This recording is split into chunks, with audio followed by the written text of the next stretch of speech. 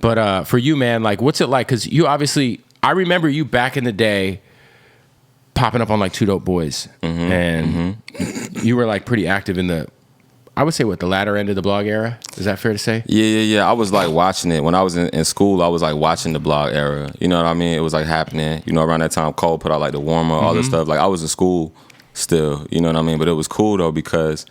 Yeah, like you said, like right at the end of it, like I started sending emails out, trying to like get on Two Dope Boys, and shout out to Shake. And I just saw Mech. I saw Mech in at WrestleMania. Yeah. They put some of my first like little projects online. You know, I did this EP with Crisis, producer from North Carolina. Yeah, we did this EP to King's Crisis, and that joint was like. It was like my first time on the blog, so I was like, "Oh, this is hard." You know, people wrote about it, talked about it. Yeah, I don't think people understand like the blog shit was like they're like real A&Rs for real.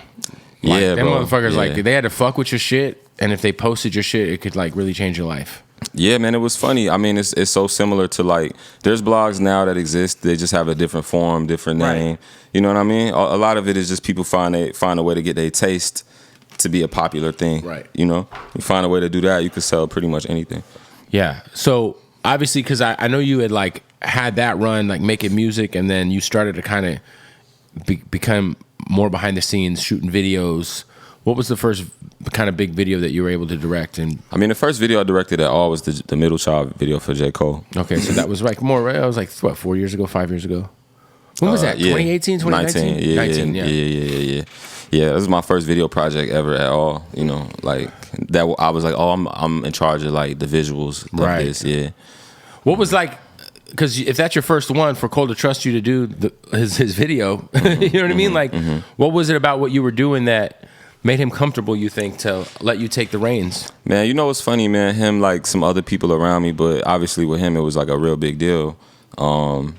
Has seen in me a lot, maybe even more than I even knew about myself creatively, because I have ideas. I'm really good at describing an idea to people, or like a visual, or the way I see something. You know, like it's a storytelling talent that probably came from music that started in writing songs. Right. But then the attention to detail with me is just so high, and a lot of things, like it just made it easier for me to articulate what I wanted to see. And I think that's probably how. I don't know. I just came to him with ideas. I'd be like, yo, I want to shoot a video idea for myself like this. Or one day I told him about a movie idea I had. He was like, bro, this shit is like a good ass movie idea, or whatever. And eventually, you know, it turned into, I was at Dreamville camp. You know what I mean? Writing camp. Revenge of the Dreamers camp. Yeah. You know, I ended up on like 3 songs on there. Right. And then so you're Grammy nominated? Grammy nominated. Yes.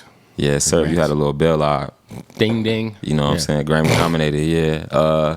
And so him and T-Minus was like in the back, and they was working on Middle Child. I remember they was going back and forth over the BPM, like 1 BPM, like arguing.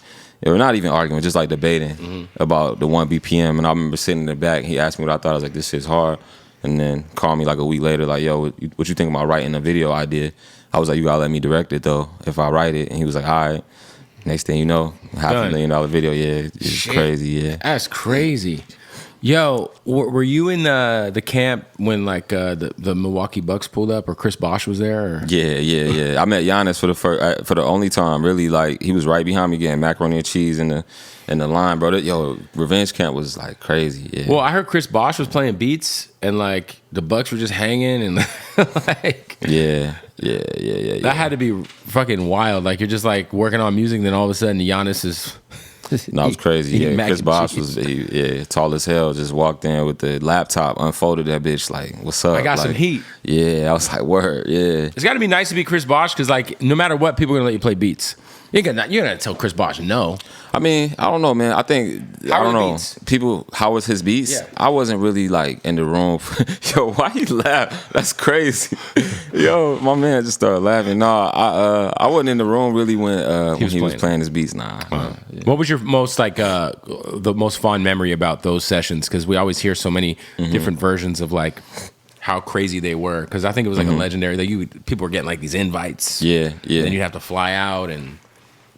I mean, it was crazy, man. It was funny. It was like at some point, I think maybe it was Felton or Adam, one of them made the yellow ticket concept. You know what I mean? Because they was just inviting people at first, and then they started sending out a yellow ticket, and then people start posting on their social media. So it was like some Willy Wonka shit already. Like niggas is like, oh, yo, I got this yellow ticket. You see a rapper, you know, a producer, Right. you know, or somebody get the thing, and it just started already just creating like a sneaky little like legend about it, you know, around LA or wherever you was at. And the next thing you know, people just started just flying out there, and you know, I remember getting invited. I was like, yo, I'm gonna go out there and write mad songs, you know. And it was just fun, a little competitive. It was like, it was good. Like the nature of the whole thing was good.